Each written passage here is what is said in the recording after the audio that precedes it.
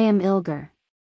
Today, I will talk about The Grapes of Wrath by John Steinbeck, who is regarded as one of the greatest literary figures of the 20th century, and who won 1962 Nobel Prize in Literature for his realistic and imaginative writings. His novel, The Grapes of Wrath, won the National Book Award and Pulitzer Prize for fiction. John Steinbeck was born on February 27, 1902, in Salinas, California. He attended Stanford University intermittently, but never graduated. He moved to New York City in 1925 to pursue a writing career. Steinbeck faced numerous rejections before achieving literary success. His breakthrough came with his novel, Tortilla Flat, in 1935, which won him critical acclaim. Steinbeck's most famous novels include The Grapes of Wrath, 1939, Of Mice and Men, 1937, East of Eden, 1952, and Cannery Row, 1945. John Steinbeck passed away on December 20, 1968, in New York City. The story of The Grapes of Wrath begins with Tom Joad, the protagonist, hitchhiking to his home near Sallisaw, Oklahoma after serving 4 years of prison. He had been involved in a fight that resulted in a man's death. He finds his family preparing to leave their farm, and the move is driven by bank foreclosures, economic and ecological devastation of the Dust Bowl, a severe dust storms that greatly damaged the ecology and agriculture during the 1930s. The Joads, along with several other families, pack their belongings into an old truck and embark on a difficult and arduous journey to California, hoping to see more job opportunities and a chance for a new beginning. Traveling west, the Joads find the road crowded with other migrants, and they encounter numerous hardships and obstacles, including hunger, poverty, and exploitation at the hands of greedy landowners and employers. The family dwindles on the way. Grandpa and Grandma die. Noah, the eldest Joad's son, and Connie Rivers, Tom's brother-in-law, leave the family. Led by Ma Joads, the remaining family members continue on, as nothing is left for them in Oklahoma. Reaching California, they find it is not the promised land they envisioned but a place of inequality and social injustice. They witness the exploitation of migrant workers, wage theft, poor working conditions, and starvation.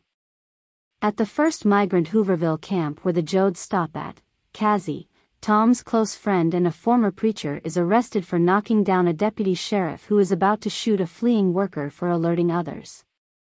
The other camp, Weed Patch Camp, offers better conditions but does not have enough resources to care for all the needy families, and it does not provide work or food. The Joads find work in a peach orchard. After picking peaches for most of the day, they are only paid enough to buy food for next day. The following morning, the peach plantation announces that the pay rate for the picked fruit has been reduced by half. Cassie is involved in a strike that turns violent. When Tom witnesses Cassie being struck and killed with a pickaxe, he kills the attacker and takes flight. The Joads quietly leave the orchard to work at a cotton farm where Tom risks being arrested, and possibly lynched, for the homicide. Tom bids his mother farewell and vows to work for the oppressed, as his conversation with Ma Joad goes. "I'll be all around in the dark, I'll be everywhere. Wherever you can look, wherever there's a fight, so hungry people can eat, I'll be there. Wherever there's a cop beating up a guy, I'll be there. I'll be in the way guys yell when they're mad. I'll be in the way kids laugh when they're hungry and they know supper's ready, and when the people are eating the stuff they raise and live in the houses they build, I'll be there, too." Chapter 28. This quote has become an iconic statement of empathy and resistance, encapsulating the themes of the novel and resonating with readers over the years. The family continues to pick cotton and pool their daily wages to buy food. With the winter rains, the Joads' dwelling is flooded and the car disabled. They move to higher ground and take shelter from the flood in an old barn, where they find a young boy and his father who is dying of starvation. Rose of Sharon, Tom's pregnant sister, experiences a devastating personal loss by giving birth to a stillborn child. To save the dying man, Ma looks at Rose of Sharon and a silent understanding passes between them. Rose of Sharon then offers her breast milk to the starving stranger.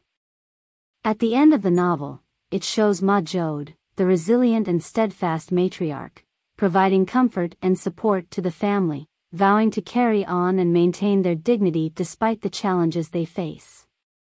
It ends on a note of resilience and hope, suggesting that even in the face of great adversity, the human spirit can endure. Tom Joad's personal growth and transformation also mirror the struggles and resilience of the working class during the Great Depression, making him a compelling and significant character. The Grapes of Wrath is known for its powerful and evocative language. Here are some memorable lines from the novel. And in the eyes of the hungry there is a growing wrath. In the souls of the people, the grapes of wrath are filling and growing heavy for the vintage. And the great owners, who must lose their land in an upheaval, the great owners with access to history, with eyes to read history and to know the great fact, when property accumulates in too few hands it is taken away. And that companion fact, when a majority of the people are hungry and cold they will take by force what they need. And the little screaming fact that sounds through all history, repression works only to strengthen and knit the repressed. The bank is something more than men, I tell you. It's the monster. Men made it, but they can't control it. They breathe profits, they eat the interest on money. If they don't get it, they die the way you die without air, without side meat. The last clear definite function of man, muscles aching to work, minds aching to create beyond the single need, this is man.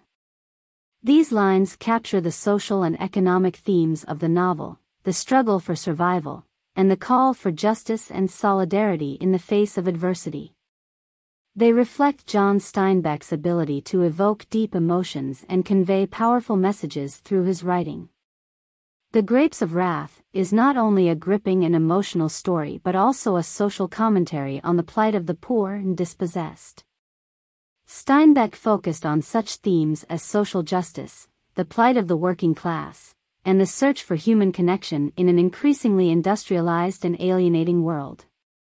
His writing style was characterized by richly drawn characters, vivid descriptions of the natural environment, and a deep sense of empathy for his subjects. The Grapes of Wrath has been adapted into a highly acclaimed film, released in 1940, directed by John Ford and produced by Darrell F. Zanuck. Henry Fonda delivers a standout performance as Tom Joad, and the film also features memorable performances by Jane Darwell as Ma Joad, John Carradine as Jim Casey, and Doris Bowden as Rose of Sharon. The film is considered one of the greatest cinematic adaptations of a literary work of all time and remains a significant contribution to American cinema. In 1989, it was one of the first 25 films selected by the Library of Congress for preservation in the United States National Film Registry for being, culturally, historically, or aesthetically significant. Steinbeck's works continue to be widely read and studied in schools and universities around the world. We'll end the discussion with the following book reviews on The Grapes of Wrath.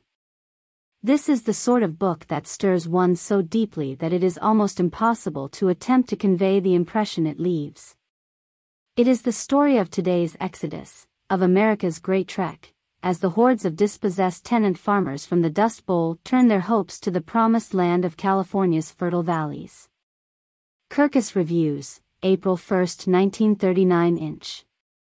All this is true enough, but the real truth is that Steinbeck has written a novel from the depths of his heart with a sincerity seldom equaled.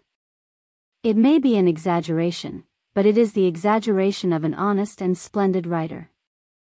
The New York Times, April 16, 1939.